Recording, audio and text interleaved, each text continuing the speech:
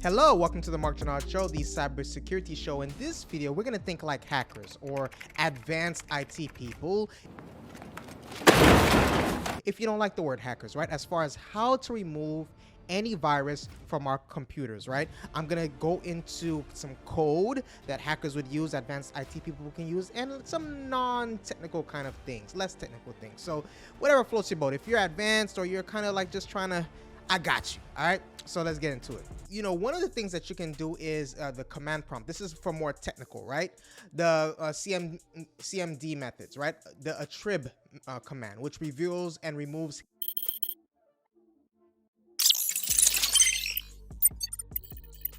hidden or read-only properties from files so that malicious files are easier to detect and delete. Peter, you can please put that code on the screen. So this command removes system hidden and read-only attributes from all files and folders in the selected directory, making suspicious files, often concealed by malware, visible and deletable. There's the del command that deletes identified malicious files such as the autorun.inf, which is commonly used by malware. Peter, you could please put that code on the screen for them. You know, you can replace the, the part of the text that says malicious underscore file name with the name of the suspicious file you identify in the directory listing. The task list and task kill commands are good as well, which identify and terminate suspicious processes running on the system. Peter, please put that code on the screen. The task list shows active processes. After identifying a suspicious process by name, use task kill to forcibly terminate it. There's the Windows Defender that scans via the CMD. So Windows Defender built in, as far as the antivirus, can be triggered or configured for scans using CMD or through the Windows Security User Interface, like the quick scan, which is accessible from the Windows Security settings, the full or the custom or the offline scan for deeper inspection used. You can use the advanced scan options within the Windows Security. You can run Windows Defender scan from the CMD. Peter, you could please put that code on the screen. This PowerShell command triggers a quick scan for more thorough scans. Options like the scan type full scan are also available. The system file checker, also known as the SFC, which checks and repairs corrupted system files. Some viruses attempt to damage system files, and Peter, you could please put that code on the screen. So this scans all protected system files and repairs those with problems. There's disabling auto-run entries. So many viruses leverage auto-run to persist. The command, basically it disables problematic entries, right? You can open misconfig and manually disable suspicious entries in the startup tab. Now, basically, when you want to use these kinds of things that we talked about, you can use the CMD based methods when antivirus cannot run, such as, in the safe mode or advanced setup. You can always run command prompt as administrator for necessary permissions. Combine command line methods with full system scans using antivirus software, for best practices. That was a very technical kind of thing, but I'm just gonna get a little less technical for those who are kind of like, I just wanna. This is less technical, but it's still technical. So don't. So number one, you can disconnect from the internet, right? Immediately disconnect the infected machine from all networks. This stops the virus from communicating with remote servers, spreading basically to other devices or downloading more payloads. You can boot into safe modes, like you can restart the computer in safe mode.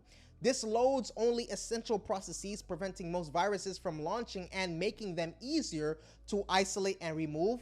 Now on Windows, you can restart and press F8 before the Windows logo, then select safe mode with networking. On Mac, you can hold the shift key during startup until the login window appears. You can also, you can delete temporary files. So remove temporary files using built-in utilities like the disk cleanup on Windows or clean my Mac on Mac. This helps expose malicious code hiding in temp locations and can speed up scanning. There's manual inspection, so advanced users, may review browser extensions, recently installed apps and system startup entries. Suspicious programs and services should be uninstalled or disabled. In some cases, the virus may be embedded itself within the Windows registry. Editing the registry is risky, so only skilled users should remove malicious keys by hand. You can run multiple malware scanners, so you can employ several reputable antivirus and anti-malware tools, such as Malwarebytes, Kaspersky, Sophos, TDSS Killer, or for rootkits. To perform full system scans. Different scanners that basically specialize in detecting different types of malware, whether it's rootkits, adware, trojans, etc. Scanners basically will either quarantine or delete infected files. So for persistent threats, specialized tools may be needed. There's quarantine and deletion of malware. So when scanners detect infected files, quarantine or delete the malware, right? This prevents reinfection or accidental execution. You can restore from backup if this is necessary. If essential system files or user data are damaged or lost, restore from a clean backup. A hacker would confirm the backup is virus-free before restoring. There's the rescan and reboot method. So after initial cleaning, rescan the system to confirm successful virus removal. Then reboot the computer into normal mode and verify the system stability. You can update the security measures, so change all passwords as a precaution, update operating system and applications, and ensure antivirus programs are up to date. In cases of basically severe infection, some security experts, recommend wiping the hard drive and reinstalling the operating system to ensure complete removal. So, safe mode is crucial for disabling active malware. Multiple, malware scanners, are basically essential because no single antivirus catches all threats. So use both signature-based and behavioral scanners. You can do a manual cleanup, right? In summary of this portion of the video, you can remove threats from startup entries, browser extensions, and registry keys. Rootkit detection. So you can use specialized tools for rootkits, which can hide themselves from regular antivirus scans, right? As far as, and the next thing too is secure backups, right? Ensure no infected files exist in backups, before restoring. Now, while hackers typically infect computers rather than clean them, advanced IT professionals and white hat hackers often use, they remove viruses using a powerful toolkit. Number one, we have Malwarebytes anti-malware. Malwarebytes anti-malware, right? So it's renowned for its high detection rates and removal capabilities of a wide range of malware, including viruses, trojans, and worms, with rootkits as well. It offers both free and paid versions. There's next we have is Combo Fix, which is a specialized tool for deep cleaning stubborn malware from Windows systems, and it also creates detailed logs after cleaning so experts can study infection behavior. It's recommended for advanced users due to its powerful and aggressive cleaning routines. There's Spybot that is next, which is basically search and destroy. Boom. It's great for removing spyware and malware with features like file quarantine and detailed removal logs. It's often used by pros for detailed manual remediation of infections.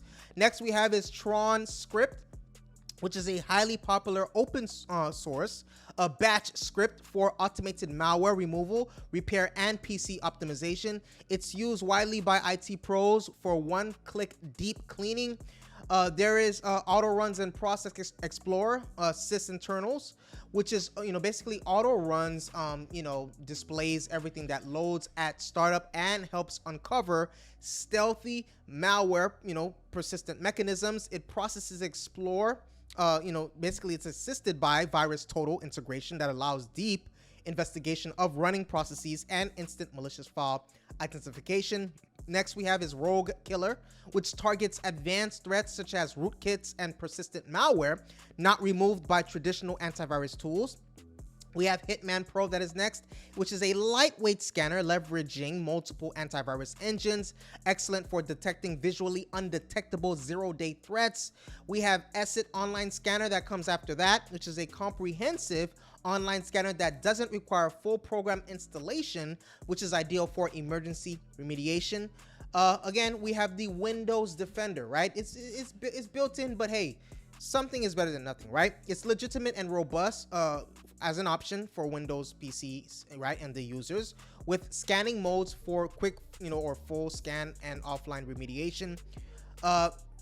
We have Avast free antivirus, or AVG free antivirus, which is consistently high, as far as detection rates with rescue disk builders for deep disinfection, even when Windows won't boot. So that's what I have for you today. Please take a moment right now to hit that subscribe button and the like button. If you like this video and you want more videos like this, please let me know that by doing that action, hitting that subscribe button and the like button. I appreciate your viewership. Stay safe. See you in the next video.